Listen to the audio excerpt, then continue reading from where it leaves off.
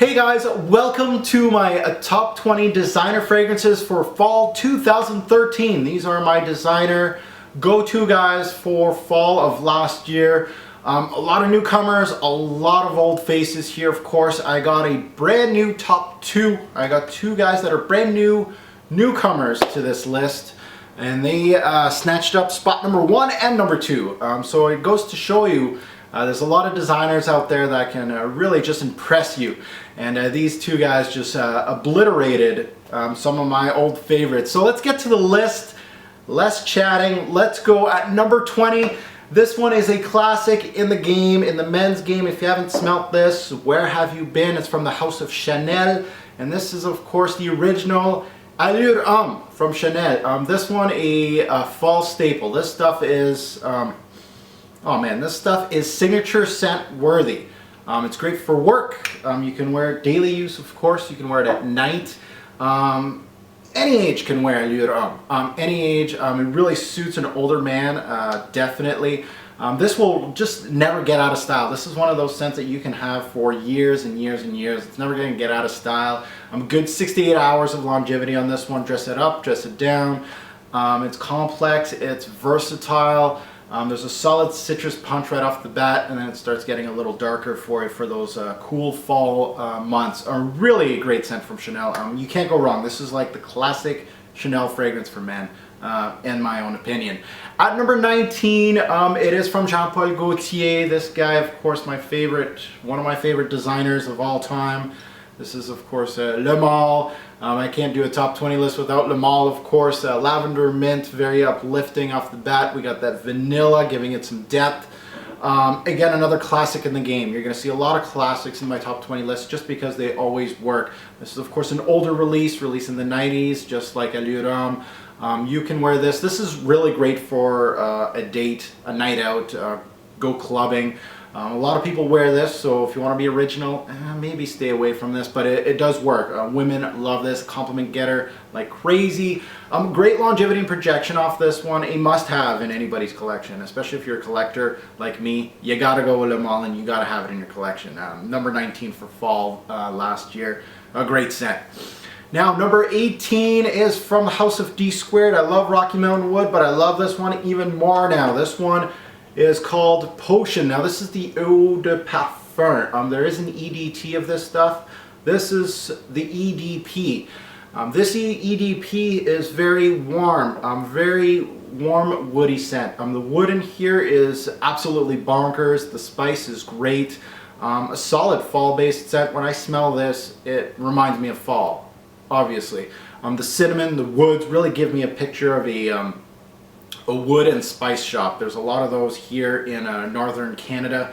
You got candles, you got spices, you got lots of wood carvings everywhere. It smells like one of those stores. Really an absolutely great fragrance. I love wearing this in the fall. At number 18. At number 17, a staple in the fall, of course, from the house of Burberry. You guys know this. Mr. Wool Blanket right here. London. Burberry London is absolutely fall in a bottle. Thanksgiving and Christmas scent, yes, just because there's a solid pine note in here that really just reminds me of that. You can't go wrong with Burberry London. Yeah, the longevity and projection's kind of lacking on this one, but I like to wear this one indoors, you know. When it's cold outside and you're indoors with family and stuff, this stuff is absolutely great. And as I mentioned before, I don't know if I mentioned it in the review, but I love wearing wool with this scent. Really great scent. At number 17. At number 16, this one I believe wasn't in the list last year. It always shows up in lists year after year, but last year wasn't on it. I'm wearing it a lot more. This is YSL's La Nuit de L'homme. This is, if you guys know, this was a flanker. This is one of the best-selling flankers of all time in the men's section. This thing is really just paved its own way as being its own scent, not really a flanker. La Nuit de L'homme, a cardamom balm with some lavender. A beautiful scent, a dark scent. I love wearing this at night. A good blend. This fragrance is a soon-to-be classic. Really absolutely great stuff from YSL. If you haven't sniffed it, you got to. At number 16. At number 15, let's go back to another classic. Yes, I got a lot of classics in here. This guy's from Christian Dior. And this is the originator, baby. Fahrenheit. Whew. This is a scent.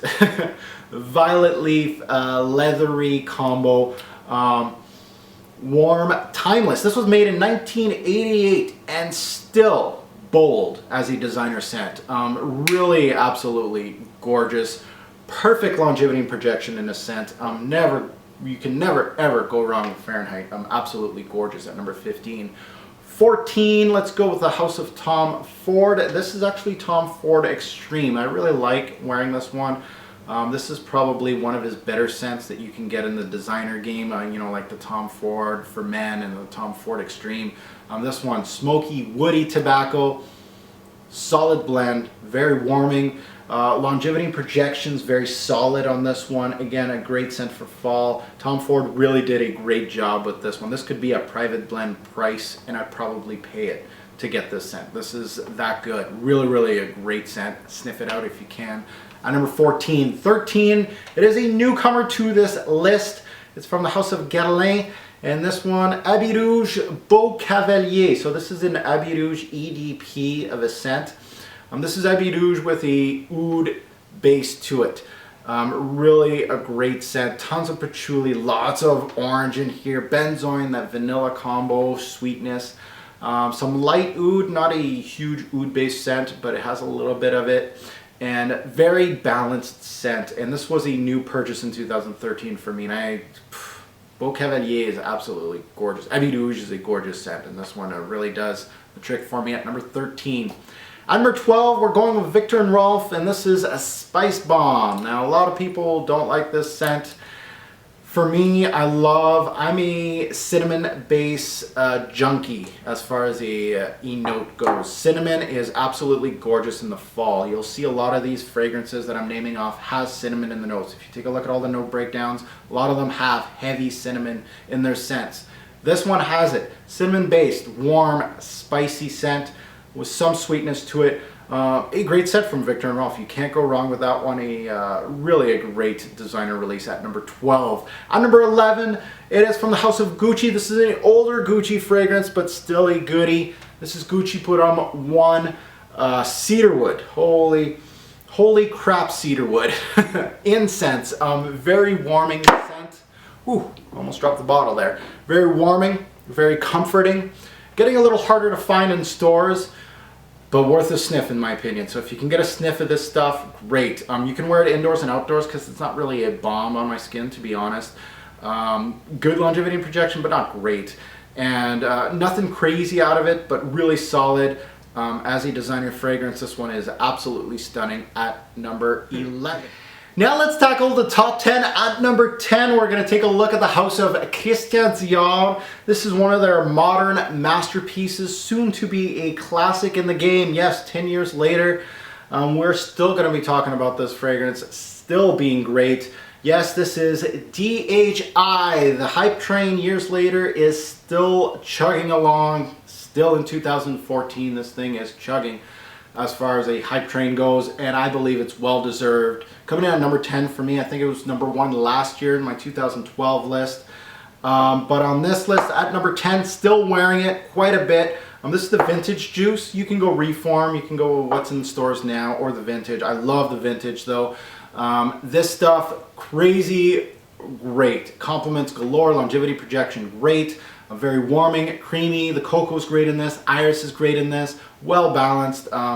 Just absolutely a stunner of a fragrance from Christian Dior at number 10. At number 9, we're going to go to another, of course, classic house. This is from the House of Chanel. I'm going to go with one of their older releases. This is, of course, Egoiste. Now, Egoiste, we're going to go back to the note of cinnamon because Egoiste has tons of it. Let's smell the sprayer here. Oh yeah, that cinnamon just pops in this. Gives you so much.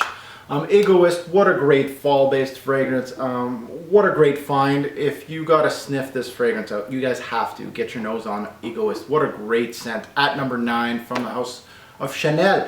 Now number 8 from the House of Thierry Mugler. Talking about classics, this guy, talking about hype. This guy's still hyped. Pure Malt. Pure Malt, of course, one of my favorites for fall and winter. Whiskey, berries, dark, complex, great longevity and projection by this one. I can't say any more. It's a great scent at, of course, number 8. At number 7, we got a newcomer to this list, one of my newish buys in 2013, Yohji Homme, of course from Yamamoto. Yes, this has been re-released. This guy right here is actually the discontinued fragrance, the vintage per se of the fragrance, a black licorice based scent. Think Lolita Lempico masculin, kinda. Notes in here, we got some rum, very boozy. We got some coffee, really nice in the dry down. Cinnamon, again. Tonka, and of course that anise, black licorice note in this fragrance. Really a dark, warming scent. Really a good comforting scent for me. I really enjoy this one. This fall was absolutely stunning at number 7. At number 6, another discontinued type fragrance. This is from Cavalier, and this is Nemo. Again, a newish purchase from me. I'm really enjoying this fragrance. Really Spicebomb, this one. Solid cardamom in here, caraway notes, really nice. We got some nutmeg in here. Very spicy. Really dry, leathery scent. It's got a little bit of leather in here. Longevity is doing so well in the fall with Nemo. I'm getting 10 plus hours out of Nemo. Really great. As far as a fragrance goes, if I'm talking about fragrances, it's a mix between Bel Ami from Hermes, of course, with the spices and the leather, and then Allure Homme, kind of in the middle of those two. So really an absolutely gorgeous scent at number 6. Top 5 dead or alive, let's go. Number 5 from the house of Lalique, of course. What am I talking about? Of course we're talking about Encre Noire. When I'm talking in Lalique, I'm talking about dark fragrances. Oh, this one is gorgeous. Have you smelled Encre Noire lately? If you haven't, you should. The best vetiver in the designer game? Yeah, pretty much. Oh, what a dark scent. Encre Noire. 10 out of 10. This stuff is absolutely bonkers at number 5. At number 4, I have gotten my nose on this fragrance so much this year. I absolutely love it. It's been moving up and up my lists. This is from Narciso Rodriguez, and this is the original, man. This is where this all started for them. This is for him. And this stuff, ooh, wet cement, musky scent. I've never smelled musk like from this. This is absolutely bonkers. Narciso Rodriguez, a unique designer fragrance. That's what I like. If you're unique in the designer game, you're gonna get marks from me. And Narciso Rodriguez, always in a top list. Great, dark, well balanced, well done. Longevity and projection, always good. Just a solid scent, great bang for your buck. And all of these fragrances, they're worth the money that you're gonna spend on them. They do a great job. At number 4. Now at number 3, a mainstay, of course. I think it was number 3 last year. It's always around this top 10, usually. This is from Thierry Mugler. Amen. Talking about bold, classic, warm coffee, tar, chocolate, gourmand lover's dream, this thing. A powerhouse in our game. Designers, definitely. If you had to start off your collection, go with Angel Man, go with Le Malt, go get all these classics. Fahrenheit, Allure, Jesus, when you start your collection with those powerhouses, you're doing well. This guy, a beaut at number 3. At number 2, now my newcomers at number 2 and at number 1. These two fragrances blew me away. Both 2013 releases in the designer game, both number 1 and number 2 in that release. I really think those two were hands down the 2 best designer releases last year in 2013. They were both darker scents, so I had to wait till fall to really wear them. I bought them, I think, in February around there. It was in one of those hauls. This guy from Christian Dior, this fragrance is absolutely gorgeous. Blew me away. I loved wearing it in the fall. I got the little bottle. Sadly, I should have got the bigger one. This is Eau Sauvage Parfum. This is Dior quality through and through. You can smell it. How's the original Eau Sauvage backbone to this fragrance? You know, that bergamot, that citrus-like feel to it, but darkens it up with myrrh. And the myrrh in this fragrance and the vetiver really gives it a warming quality. Solid longevity and projection. If you have to check out a Christian Dior fragrance, their whole lines are doing really well right now. The Dior Homme line, the Fahrenheit line, and the Eau Sauvage line coming out now. They're doing great stuff at the Dior house right now. So go check out Parfum if you haven't already. And at number 1, this fragrance knocked me the F out when I first smelt it. I smelt it and I'm like, this is designer? This is from this fragrance house because the House of Versace hasn't released anything worth noting in a long while. I thought Versace was dead. I thought they were going to get rid of their whole men's line. They were going to quit and give up. Don't give up, because you just released a freaking jewel right here. This thing, Versace Pour Homme Eau Noire. Oh boy, is this absolutely freaking nuts. This stuff is great. Have you smelt this lately? If you have a bottle, wear it now. If you haven't smelt it, smell it. The best Versace release in a long while. Maybe the best Versace men release ever. Excellent oud note in this fragrance. Spices, woods, a great leather note in here. Cheese. It's almost one of the best designer releases in years. As far as the past few years, what's been released in the designer game. Really up my alley. Yeah, it's a little more expensive than your run-of-the-mill designer. I give it that. But oh wow, Versace. Keep doing things like this. So my number one, a brand new number one. Again, if you want to see this gorgeous bottle again, let's throw it up there. Number one, baby. So this is my list for top 20 fall designer for 2013. A little late. Better late than never, baby. Hopefully you enjoyed, found a few new gems maybe that you got to sniff out. Let me know what you guys wore in fall. Let me know what you think about my list, what's missing, or give kudos to one of the newest releases. Thanks for watching, YouTube, and I'll have another one for you.